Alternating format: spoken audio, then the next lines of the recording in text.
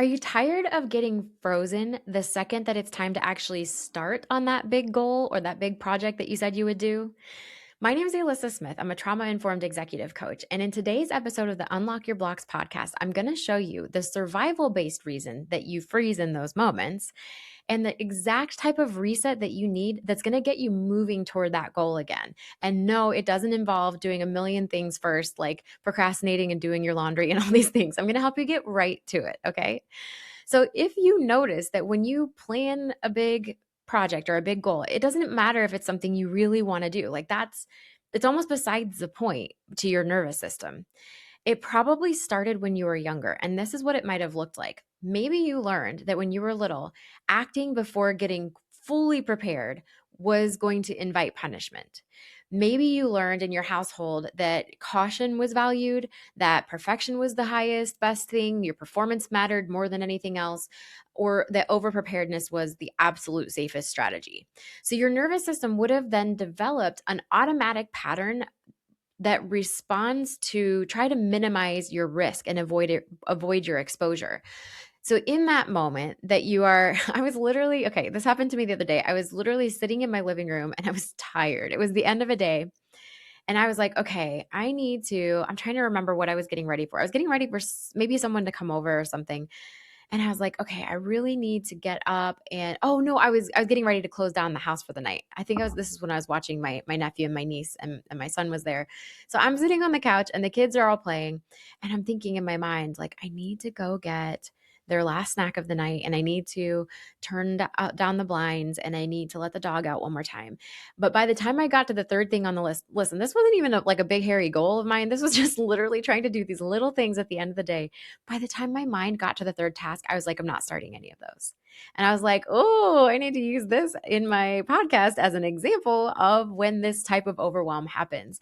This stuckness that we get when our brain starts to list out the things that need to happen. It also can go back to childhood if you got overworked as a little kid. If your brain is anticipating that when you take on a project, you're just going to work until you're bleeding out and you're going to burn out and there's not any breaks coming and it's not going to be fun and we're not going to do it in a lighthearted way.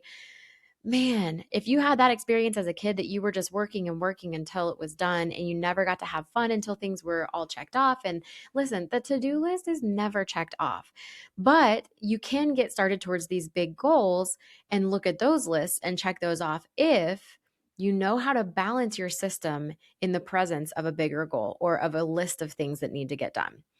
So, if you are currently sort of stalling on even your aligned actions, even things that would normally be fine with you until everything feels perfectly safe, or if the second that there gets to be too many things on the list, like, okay, this project is going to require step one, step two, step three, step four, all the way to step 15, then your brain just freezes and it's like, nope, that's not safe to go forward. Then you're not going to be able to actually accomplish multi step processes.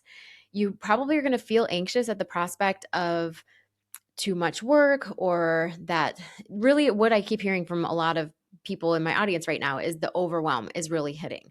So if you feel overwhelmed easily, especially when it's time to do that big goal, that this is rooted in those childhood cycles that you developed in order to protect yourself from censure, from criticism, from being too much or not being enough. So your brain is like, oh no, I don't want to work this hard. It's too much stuff. It's too complicated. One thing that I hear from my clients a lot of the time is I'm not smart enough, which is preposterous because the women that tell me that they have this idea that comes to mind, gosh, I'm not smart enough to do this project. In fact, I had someone come to me recently. She's like, listen, I work as a contractor and I do data entry and different stuff for companies, and I'm stuck because right now I know that there are like these 15 steps that I need to take for this position and for this project that I'm working on. I can't even get started with the first one. So what we had to do is literally help her when she would get into that mode, and I'm going to show you and tell you in a second what I helped her do and what helps me and what will help your nervous system to get unstuck. But when you have that, like, it's piling on, it's piling on, it's piling on, This shutdown response, it's the freeze response of the fight, flight, freeze, fawn responses. It's the freeze, man. It's not safe to go forward. It's not safe for us to move ahead with the project. No, because we're going to be overworked, probably because we didn't have a choice about that when we were little. And if you're working towards perfection, you're always overworked. Like, we're never perfect. So we're always trying to hit that high bar that is absolutely impossible to hit. So your system is just exhausted before it ever starts. So you're probably going to feel anxious at the idea of a multi-step project, having lots of visibility, and your nervous system is going to trigger this freeze response.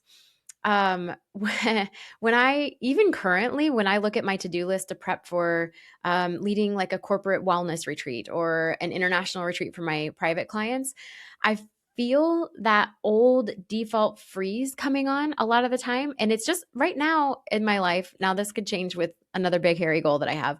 But right now in my life, it's just like a little whisper. It's like a default that I know used to be there, but it doesn't dominate anything now. But my brain will kind of whisper to me, like, it's too much. It's too risky. You can't do this. And it's like, bruh, have you seen what I've done? I have my clients, whenever they hear that voice that's like, you can't do this, you're not smart enough, you're not good enough at this, you're whatever their fill in the blank self-criticism is. I'm like, have you met you?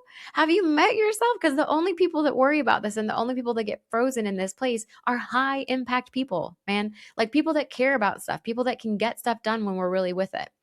So when I'm in that place, I immediately do the solution to this, which is what I'm going to share with you. You do a pattern interrupt. This is not a brand new concept. I did not invent this, but it works every time. So when you feel that freeze coming on, when you feel like, oh gosh, I'm just piling all the jobs up on top of myself to get this project taken care of or this new goal accomplished, or I can just feel like I feel paralyzed, I can't really move forward, you have to get yourself moving. So this means play your favorite pump up song. Play something that feels grounding. Listen to a mindfulness meditation. I love the Headspace app. I have that app. I have Calm, the Calm app. There are a few other ones out there. The Pause app is great if you just have a minute, like literally 1 minute. So you just need to get out of your head. You need to get into your body. You need to start paying attention to what's actually happening. How are your lungs doing? Are you breathing deeply? Are you able to move your body? Dance around a little bit. The best possible scenario is that you dance around or you jump up and down with your legs straight, kind of like you're on a pogo stick or something. And that kind of shaking gets the body out of the funk that it's been in. So that's what you really want to do, is to just get your body moving in that moment and get a pattern interrupt going. Then your nervous system snaps out of it. It snaps out of the default. So these are old. Think of your nervous system like a highway. It has these ruts in the highway of where your thoughts have gone, where your nervous system patterns have gone over however many decades you've been alive. So if you have, let's say you have 2 decades under your belt, or 3 or 4 or 5 or 6 and on up, that's how many decades you have of these ruts being formed where you learned when you were little, oh, I guess I need to not sign up for something hard to do because I'm not going to get a break until it's done because I have to work so hard. And my family of origin expects that of me. Okay. So I'm not going to sign up for hard things or complex things. Or I'm going to do these things and then I'm just going to like be so glad to get it done. I have a new client right now. She said that she has lived her whole life accomplishing good things, like really big things, but racing to finish them so she could have a break. It never dawned on her because her family of origin did not act like this, and mine didn't either. Most of us, if you're especially millennials on up, most of us are like, you have to work until the work is done and then you can take a break. But like, the break really never comes. So if you learn that and your brain gets those ruts in there, you have to build yourself an exit off of this highway. Okay. So every little bit counts. Every time you stop and you take a little dance break or you take a jumping break, do some jumping jack, do something that's just like completely out of left field, your nervous system will shake out of it a little and it'll be like, oh yeah, we're not in that first 10 years of my life where I had to do these things regardless of whether I wanted to or not. So I'm going to choose how to break this down. And then you break things down into little tiny pieces, right? But first, that pattern interrupt is so important, and it has to be something that has to do with your body. So, after you do this, you have like this little window where both sides of your brain are working again. Because when you're in survival mode, it's basically just your survival brain, your right brain, your amygdala, your vagus nerve, they're kind of running the show. But when you get your left brain back and your frontal lobe, which has all your executive functions, all your higher level decision making things happen when your frontal lobe is back online, in this window after you've just gotten like physical with your body and getting kind of shaking yourself out of it, so to speak. So you can use that reset to figure out what's driving the freeze. Is your body really afraid that you're going to just not get any breaks over the next 48 hours while you work on this project? Is it afraid that you're going to have to work through until the end before you can rest? That might be one thing. And so in that case, you build in little breaks for yourself and you reward yourself, because let's be honest, we never got the opportunity to celebrate ourselves when we were little, other than if you did perfectly at the competition or in volleyball or in piano or in dance or whatever it was.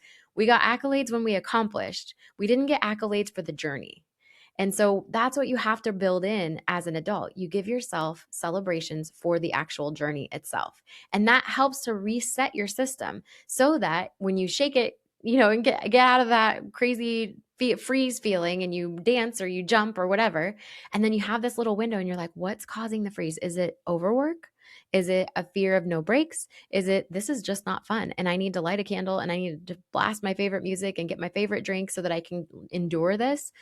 What is it? What's causing the freeze? And then once you know what's causing the freeze, then you can go to work on the actual underlying problem. So if you want some help staying grounded in your nervous system on a day-to-day basis, you can download my free 5 nervous system hacks that you can do at your desk. ElyssaSmith.com/reset is where you can grab that. You can also book a focus call with me, 15 minutes with me. It's free. I just like to sit with people and help them figure out where this started. And then we will untangle why it's happening now and then set you up with some steps to take forward. That's ElyssaSmith.com/focus for that one.